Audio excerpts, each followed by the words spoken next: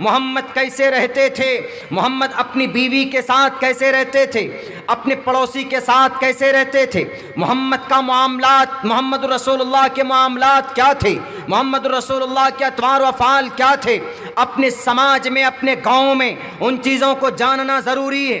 तब जाकर अगर कोई आपके मोहम्मद पर इल्ज़ाम लगाएगा, आपकी शरीयत पर कोई इल्ज़ाम लगाएगा, तो जानकारी अगर होगी तो आप सर उठाकर जवाब दोगे कि हमारे मोहम्मद बुरे नहीं थे, हमारे मोहम्मद का पैगाम तुम्हारे शास्त्रों में है। आर्या समाज के लोगों को हम मुखातब करेंगे, हम वीएचपी के लोगों को मुखातब करेंगे, हम आरएसएस बजरंग दल के लोगों को मुखातब करके कहेंगे कि उठाओ, सत्यार प्रकाश में लिखा है, क्या साफ लिखा है, दृष्टिपूताम वस्त्रपूताम जलाम भेद एन वदेद वाचम, सत्यपूताम वदेद वाचम जलाम पुभेद। दृष्टि को नीचे कर, दृष्टि को नीचे करके चलो, ऊंच नीच स्थान को देख कर चलो। देखिए संस्कृत का पैगाम, पंडित दयानंद सरस्वती का पैगाम, लेकिन बयान किसकी बात कर रहे हैं? मोहम्मद रसूलुल्लाह के हदीस का मीनिंग बतला रहे हैं वो कि नीचे निगाह करके चलो, ऊंच नीच स्थानों को देख कर चलो। ऐसे नहीं कि आप चल रहे हैं, कभी इस घर में आपकी निगाह है और कभी इस समाज की बहू बेटियों पर आपकी निगाह, बल्कि आपने सामने आगे अपनी निगाह को रखो। कुल लिल मुमिनीन यग़ुज़्ज़ू मिन अबसारिहिम, अल्लाह भी कहता है कि निगाहें नीची करके चलो। ये तुम्हारे लिए, तुम्हारे ईमान के लिए, तुम्हारे इज्जत व आबरू के लिए ज़्यादा पवित्रता की बात होगी।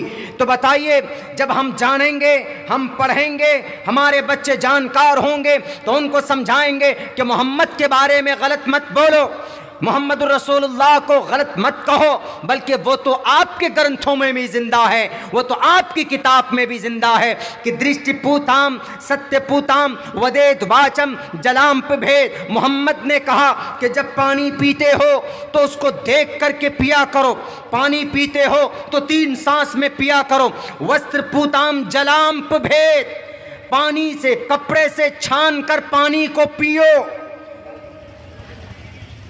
कौन है, क्या है, पैगाम है मोहम्मद का।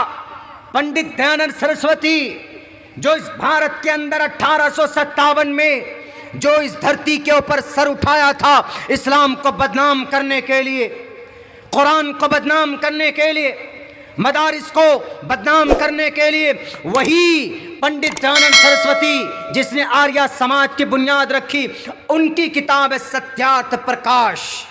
सत्यार्थ प्रकाश के दूसरे समुल्लास में बताया, दृष्टिपूताम वस्त्रपूताम जलाम भेद वदेद वाचम सत्यपूताम जलाम भेद, के सत्य से, कपड़े से छान कर पानी को पियो, सत्य से खूबसूरत करके अपनी बातें लोगों के सामने कहो, पहले गौर करो, फिक्र करो, तब कोई बात तुम बोलो। और मोहम्मद रसूलुल्लाह भी यही फरमाते हैं कि कोई भी बात अगर तुम कौम के सामने रखते हो तो पहले ढंग से सोच समझ करके बोला करो। अगर कुछ नहीं जानते, कुछ अच्छी बात तुम्हारे पास नहीं है तो खामोश रहो।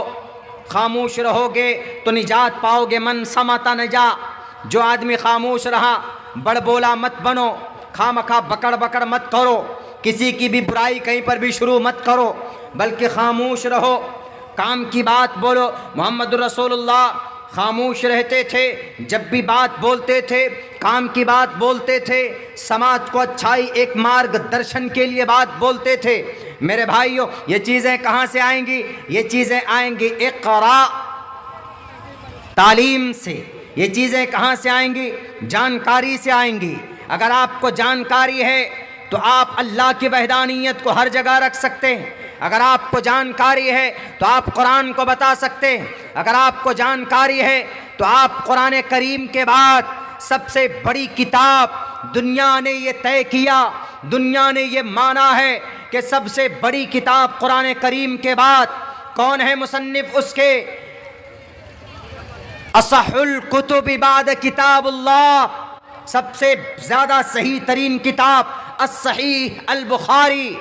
और पता, इमाम बुखारी को अजम में पैदा हुए, उज़्बेकिस्तान के एक शहर के अंदर, खुरासान के एक शहर के अंदर, बुखारा के अंदर पैदा हुए और एक मामूली घराने में पैदा हुए।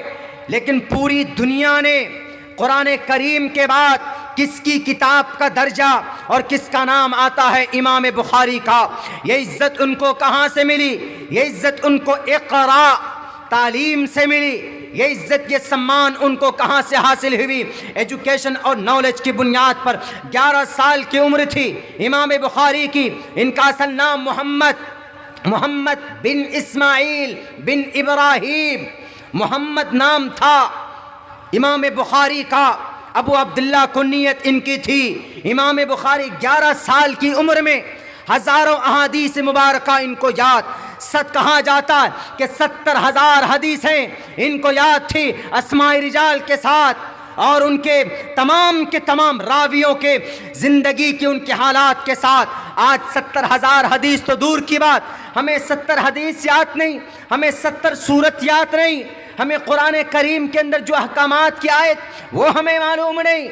अभी हॉलीवुड कौन सी पिक्चर को बोलते हैं? नौजवानों से पूछो कि हॉलीवुड मार्वल, जो हॉलीवुड मार्वल की कंपनी के ज़रिए से जो फिल्में आती है ना मौलाना, वो टेक्नोलॉजी में, वो एडवांस टेक्नोलॉजी में जो वो बनाते हैं, वो आयरन मैन बनाते हैं, वो कौन स्पाइडर मैन बनाते हैं, और वो थॉर बनाते हैं, और वो अवतार बनाते हैं, और वो एंथम बनाते, न मालूम क्या क्या दिखाते हैं वो उसके अंदर में। वो फिल्में कहाँ से आती है जी? ये फिल्में ये यहूदी लोग हॉलीवुड फिल्में हैं, और ये मार्वल प्लेटफॉर्म से निकल कर आती। इतनी बारीक बात वो बता देंगे आपको कि फिल्म को कास्ट करने वाली कौन कौन सी जनाब बड़ी बड़ी कंपनियां हैं जी। हॉलीवुड है, टी सीरीज़ है, वीनस है, वगैरह वगैरह। हमारे नौजवान जानते हैं, लेकिन उनसे पूछ लो कि भाई एक हदीस अगर याद कर लो तुम, एक हदीस पर अगर अमल कर लो, सुन्नत पर अमल कर लो तो 100 शहीदों का सवाब मिलेगा। वो तो पढ़ेगा कि व्हाट इज़ द हदीस, हदीस किसको बोलते?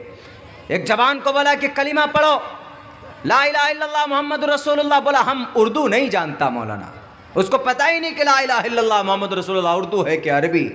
हमारे नौजवानों की यह हालत। इसीलिए उसको ताज्जुब हुआ इक़रा कि मौलाना इक़रा जिस शरीयत में हो, इक़रा कहा गया हो, और उसका 65% बच्चा जाहिल है, कान में सिर्फ